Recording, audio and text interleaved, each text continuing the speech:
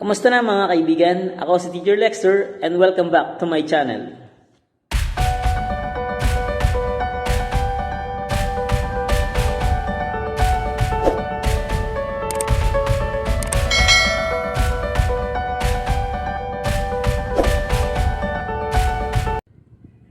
Last time we have discussed all about performing addition of similar fraction. This time around, we are going to discuss performing addition of dissimilar fraction and mixed fraction without and with regrouping. Sana mga bata, maintindihan nyo itong ating bagong lessons na to. Makinig kayo ng maayos para nang sa ganon matutunan nyo ito at hindi masayang ang inyong mga oras. Maraming salamat. Good morning class. Today we are going to discuss all about performing addition of dissimilar fraction and mixed fraction without and with regrouping. So dito malalaman natin kung paano ba natin i-add yung dissimilar fractions and mixed fractions. So handa na ba kayong matuto? Halika't samahan niyo ako sa ating bagong aralin. Mahilig ka ba sa flowers? Okay, ang mga bulaklak ay nagpapaganda ng ating kapaligiran. Tama po ba? Kaya dapat natin itong ingatan at alagaan. So we have here our problem. A flower grower has 1/3 plot of white roses and 1/2 plot of red roses. How many plots of roses does he have? So si Sam ay nag-aalaga, nagpapalaki ng mga roses. Tama ba? So siya ay merong 1/3 plot of white roses at ang red roses niya naman ay 1/2 plot. Okay po? So dito ang tinatanong, ilang bang plot ng roses meron si Sam? So halika, tulungan natin si Sam kung paano sagutin ang kanyang problem. So first we are going to get the LCD. Sir, ano po bang ibig sabihin ng LCD? So LCD stands for the least common denominator. Ibig sabihin ito yung pinakamababang magkatulad na number o kaya denominator. Maliwanag po ba? So we're going to find the LCD of 3 and 2 using listing method o kaya naman continuous division kung saan po kayo nadadalian. So dito ipapakita natin is what we have is the listing method. Okay? Pero kung gusto ninyong continuous division, pwede rin po. Wala pong problema as long as you come up with the right answer. So what is 2 and 3? We have listing method. Okay? Skip counting. We have 2, 4, 6, and 8. Okay, sa 3 naman, we have 3 and 6. Sir, bakit tayo tumigil? Bakit hindi tayo dumiretso yung 3, 6, 9, 12? Hindi na po. Bakit po tayo huminto agad? Kasi may nakita kagad tayong magkatulad. Okay? At itong magkatulad nito, ito yung ating LCD. Maliwanag po ba? So the least common denominator here is 6. Pag may nakita na po kayong magkatulad, hinto po kagad kayo sa pangalawang number natin. Maliwanag po yun. So ano pong gagawin natin? Okay, so we have here 1/3 plus 1/2. Since 6 po ang ating LCD, ang ating denominator, ilalagay po natin siya sa ilalim. Okay po? Then we are going now to divide. 6 first, we have 6 divided by 3. Okay, 6 divided by 3 is equal to 2. Then 2 times 1. Okay? 6 divided by 3 is equal to 2. 2 times 1 is equal to 2. Okay? Ito po yun. Ito yung red line na to. We have 6 divided by 3 equals 2 times 1 is equal to 2. So, sinulat po natin yung 2 dito. Maliwanag po ba? Next, letter B. Ito namang green. Okay? 6 divided by 2 is equal to 3. Then 3 times 1. Okay? Saan po yung galing yung 1, sir? Ito po yung 1. Okay? So, 3 times 1 is equal to 3. Tama po ba? Okay. So, we write 3 here. So, anong gagawin natin, sir, sa 2 at 3? Okay? I-add po natin. Kasi po, bakit natin sila i-add? Kasi po, sila ay similar fraction na. Maliwanag po ba? Ibig sabihin nito, magkatulad na po sila. So, we have 2 plus 3 is equal to 5. Then, we have here, copy the denominator, which is 6. Okay? So, the answer here is 5/6. Maliwanag po ba yun? Kanina, we have 1/3 and 1/2. So, ginawa po nating, ito ay isang dissimilar fraction. Dito naman, ginawa natin siyang similar fraction para masolve po natin ng ating problem. Maliwanag po ba? So, the answer here is 5/6. Okay? So, how many plots of roses does he have? Okay, 5/6 plots of roses. Maliwanag po ba ang ating final answer? So, dito naman ipapakita ko sa inyo yung other methods for simple fractions. Kasi po, pag simple lang ang mga fraction, katulad nito, 1/3 and 1/2, meron tayong ibang paraan, okay? Yung mas mabilis na paraan. So, tingnan po natin kung paano natin i-solve. So, we have 1/3 and 1/2. Dito, we are going to cross multiply. Ano? Pero bago tayo mag-cross multiply, unahin muna natin yung nasa baba. Okay? Which is this one. We have 3 times 2. Nakita niyo po yan? 3 times 2. Okay po? We have 3 times 2 is equal to 6. Okay? So, we have 3 times 2 or 2 times 3 is equal to 6. Then, we have here, sinulat natin yung 6 dito. Ito po yung 6 natin. Okay? Next, we have now 1 times 2. Sir, saan galing yung 1 times 2? Ito po yung ating 1 times 2. Maliwanag po ba? 1 times 2. Okay. Okay, 1 times 2 is equal to 2. Tama po? Then next, we have 1 times 3. Sir, saan galing po yung 1 times 3? Ito po yun. 1 times 3. Maliwanag po ba? So, 1 times 3. So, multiply natin. 1 times 3 is equal to 3. So, we have now 2 and 3. So, 2 plus 3 is equal to 5, then copy 6. So, we have 5, 6. We have the same answer. Maliwanag po ba? So, kahit anong paraan po ang gamitin natin dito, dahil simple fraction lang po ito, pwede po natin gamitin kung saan po tayo nadadalian. Sana po naintindihan ninyo ang problem na ito. At ngayon, para lubos pa nating maunawaan ang ating topic na ito, let us have some example. Number 1, we have 1/4 plus 2 over 6. Okay? So, kukunin po natin ang ating LCD. Let us use now the listing method. Let us have skip counting. We have 4, 8, 12, 16. Then we have 6, 6, 12. Okay? So, saan po galing yung 4 at 6 natin? Ito po ang ating denominator. Okay po ba? Okay. Now, mapapansin nyo, may magkatulad na tayo. We have 12. So, our least common denominator is 12. Okay? So, sundan natin yung red arrow. Ito po. Okay? So, we have here 12 divided by 4 is equal to 3. Okay? 12 divided by 4 is equal to 3 times 1. Saan po galing 1? Ito po yung 1 natin. So, 3 times 1 is equal to 3. Okay? Tama po ba? So, sinulat natin yung 3 dito. Maliwanag po ba yun? Next, letter B.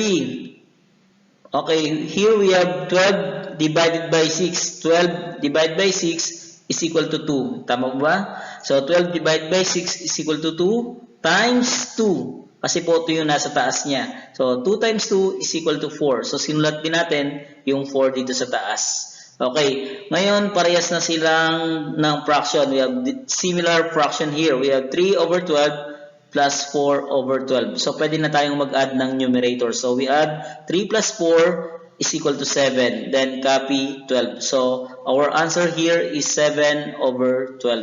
Okay? Punta naman tayo sa other method because this one is a simple fraction. Ibig sabihin, maliit na fraction lang po. Kaya, pakita pa rin natin yung other method na meron tayo dito. So, we have 1/4 plus 2 over 6. So, cross multiply natin. So, unahin muna natin yung nasa baba, yung denominators. We have 4 times 6. Okay, ito po. 4 times 6 is equal to 24. Tama po ba? 4 times 6 is equal to 24. Ito po yun. Maliwanag po ba? Ito yung 24 natin. Okay.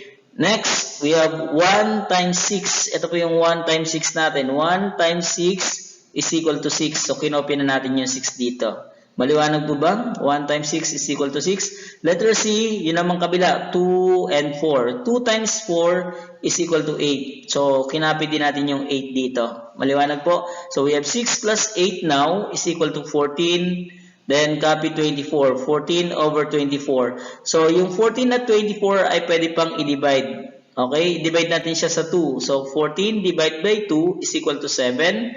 Then, 24 divided by 2 is equal to 12. Okay? Mapapansin nyo po, itong sagot natin dito, yung 7 over 12 ay parehas ng sagot natin dito. Tama po ba? So, magkaiba yung method na ginamit natin, pero iisa lang po ang sagot natin. Maliwanag po yun? Okay, next we have here number 2 example. We have 4 over 10 plus 6 over 15. So, medyo malaki ng fraction to, kaya gamitin na natin ng listing method. Okay po? Okay, so hanapin natin first ang LCD. Okay, we have 10 and 15. Skip counting tayo. 10, 20, 30. Sa 15 naman, 15, 30. Yan, lumabas kaagad ang ating LCD. Okay, which is 30. So, the least common denominator here is equal to 30. Okay? So, kinopya na natin yung 30 dito. Tama po ba? 30. Next, anong gagawin natin? Sundan po natin yung arrow. So, 30, yung red muna ng arrow. Red arrow, we have 30 divided by 10. 30 divided by 10 is equal to 3. Then, 3 times 4. Saan po galing yung 4? Itong nasa taas po. Okay? 3 times 4 is equal to 12. Kaya sinulat po natin yung 12 dito. Maliwanag po ba yun? Sinulat po natin yung 12. Next, we have yung green arrow naman. We have 30 divided by 15, which is equal to 2. Okay? Then, we have 2 times 6. Saan po galing 6? Ito po. Okay? 2 times 6 is equal to 12. So, parehas ang sagot nila 12. Okay? So, i-add natin ngayon yung 12 plus 12. Okay? 12 plus 12 is equal to 24. Then, copy 30 kasi parehas sila ng denominator. So, yung 24 at 30, based on our divisibility rules, pwede siyang i-divide kay 6. Tama po ba? So, GCF kagad. Okay, 24 by 6 is equal to 4. Then, 30 by 6 is equal to 5. So, for number 2, our final answer is 4 pip or 4 over 5. Sana po naunawaan natin itong mga examples natin na ito. Okay, now let us have example number 3. We have 4 pip plus 2/3. So, kunin po natin ang ating LCD. So, the LCD here, we have this keep counting. We have 5, 10, 15, 20. Then sa 3 naman, 3, 6, 9, 12, 15. So, ang pinaka-LCD natin dito ay 15. Okay? 15 po. So, mapapansin nyo rin dito, we have 3 and 5. Pwede nyo rin po agad itong i-multiply kasi po mga prime factors po sila. So, 3 times 5 is equal to 15. So, parehas lang po sila ng LCD. Okay? Now, let us follow the red arrow. So, we first, 15 divided by 5 is equal to 3. 15 divided by 5 is equal to 3. Times 4. Okay, ito po yung 4 natin. Times 4 is equal to 12. Kaya po, sinulat natin itong 12 dito. Okay po. Next, we have 15 divided by 3. Okay, yung green arrow naman, 15 divided by 3 is equal to 5. Times 2 is equal to 10. Ito po yung 2. So, 5 times 2 is equal to 10. Kaya sinulat po natin yung 10 dito. So, pwede na tayong mag-add ngayon kasi similar fraction na po sila. So, we have 12 plus 10 is equal to 22. Okay? Over 15. Okay? Nung nakaraan, tinuruan ko na rin kayo kung paano maging mixed number po ito. Okay? I-divide lang po natin. So, para simple lang sa inyo, tuturuan ko kayo ng technique kung paano natin malalaman kung bakit naging 1 and 7 over 15 ang sagot natin. So, unang tanong, para masagot natin itong 1, ilan bang 15 meron sa 22? Okay? Ulitin ko po, ilang 15 meron sa 22? Isa lang po. Okay? Kaya 1 ang sagot natin. Next, sunod na natin gagawin, 22 minus 15. Ito naman po, 22 minus 15 is equal to 7. Tama po ba? So again, 22 minus 15 is equal to 7. Next, ang gagawin nyo yung panghuli ay i-copy nyo lang po yung 15. Ito po. So, the answer here is 1 and 7 over 15. Maliwanag po ba? 1 and 7 over 15. Ito po ay isang mixed number. Okay po? So, pag minultiply mo naman siya pabalik, we have 1 times 15 is equal to 15. Okay? 1 times 15 is equal to 15. 15 plus 7 is equal to 22. Kaya parehas lang po silang 22 dito. Okay po? Maliwanag po ba? Next, example number 4. In our example number 4, we have now the mixed number. We have 10 and 2/3 plus 1 pip. So, sir, ano pong unang gagawin namin? Unahin nyo pa rin yung fraction. Okay po? Unahin nyo pa rin yung fraction. So, kunin muna natin ang LCD. Okay? So, we have 3. Skip counting. 3, 6, 9, 12, 15. Then, we have the LCD for 5. We have 5, 10, 15. So, parehas po. So, ang kanyang LCD is 15. Magkatulad dito sa number 3, 15. Okay, ngayon, sundan natin yung red arrow muna. 15 divided by 3. 15 divided by 3 is equal to 5 times 2. Ito po yung 2 natin. Okay? 5 times 2 is equal to 10. So, sinulat natin yung 10 dito. Maliwanag po ba? Next, yung green arrow naman sa letter B. So, 15 divided by 5, ito po yon, is equal to 3. Okay? 3 times 1. Ito po yung 1 natin. 3 times 1 is equal to 3. Kaya po, sinulat natin yung 3 dito. Okay? Ngayon, similar fraction na sila, kaya po, i-add na po natin. So, 10 plus 3 is equal to 13. Tama po ba? 10 plus 3 is equal to 13. Then, copy 15. So, 13 over 15 ang ating sagot po sa letter A dito at sa letter B. Okay? Sa letter C naman natin, kukunin po natin itong 10. Kukunin po natin itong 10 na ito. Tapos, etong sagot natin dito, okay? Pagsasamahin po natin silang dalawa. Kaya po pag pinagsama natin silang dalawa, ang pinakasagot po natin is 10 and 13 over 15. Okay po, maliwanag po yun sa ating example number 4. Sana po naunawaan ninyo. Okay, now we have our last example. Example number 5. Okay, we have 25 and 2, 6 plus 50 and 4, 8. Okay, mapapansin nyo dito, parehas na silang mixed number. Okay, parehas na silang may mga whole number dito and fractions. Maliwanag po ba? So, paano po natin i-add ang parehas na mixed number? First, we are going to add again with fractions. Mga fractions po muna. Okay, we have 2, 6 plus 4, 8. So, kunin muna natin ang LCD ng 6 at 8. So, we have skip counting 6, 12, 18, 24, 30. Sa 8 naman, we have 8, 16, 24. So, ang ating LCD is 24. Tama po ba? So, ito yung nasa baba natin. 24 denominator, 24 another denominator. So, ngayon, sundan natin yung red arrow. We have 24 divided by 6. 24 divided by 6 is equal to 4. Tama po ba? Then times 2, ito po yung 2 natin. 4 times 2 is equal to 8. Kaya itong 8 na ito, sinulat po natin dito. Maliwanag po sa red. Okay? Next, sundan naman natin yung green arrow natin. So we have 24 divided by 8. 24 divided by 8 is equal to 3 times 4. Bakit times 4, sir?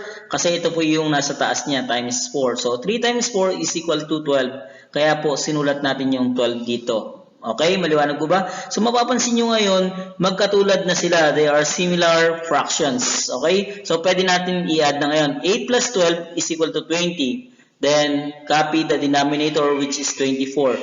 So, we are now going to divide this by our GCF, which is equal to 4. So, 20 divided by 4 is equal to 5. Then, 24 divided by 4 is equal to 6. So, for this, we have 5, 6 as our answer. Maliwanag po ba? Okay. So, sa letter C naman tayo. Ang a-add naman natin dito, yung ating mga whole numbers. We have 25 plus 50. Ito pong dalawa. 25 plus 50 is equal to 75. Tama po ba? 25 plus 50 is equal to 75. So, sir, anong mangyari dito?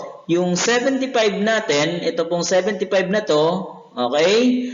At ito pong nanditong 5 over 6 ay pagsasamahin po natin silang dalawa. Maliwanag po ba? So, our answer now is 75 and 5 over 6. Maliwanag po ba for number 5 example? Sana po naunawaan natin ito.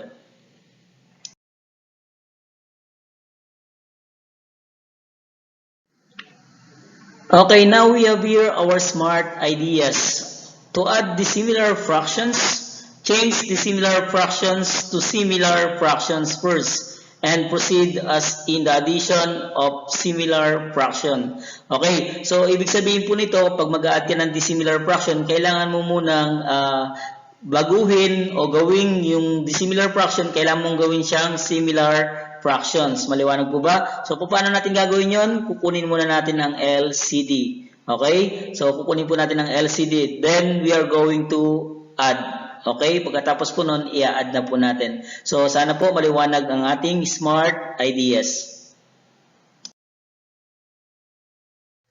Now, we have here our math activity. Okay, we have number 1, 2, 3, 4, and 5. So, sasagutan nyo ito, papakita nyo dito yung inyong mga solutions. Then, you're going to write here your final answers. Now, ano po ang gagawin natin kung nalilito tayo? Balik po tayo dun sa video kanina para po masagutan natin ng tama. At kung talagang nahihirapan, nandyan po ang inyong mga parents, nandyan din po ang inyong mga kapatid, o kaya nandyan din ang inyong mga teachers para po kayo ay magtanong. Yun lang po sa araw na ito. Maraming salamat mga bata at sana po marami kayong natutunan sa araw na ito. Ayan guys, tapos na naman po tayo sa ating discussion about addition of dissimilar fraction.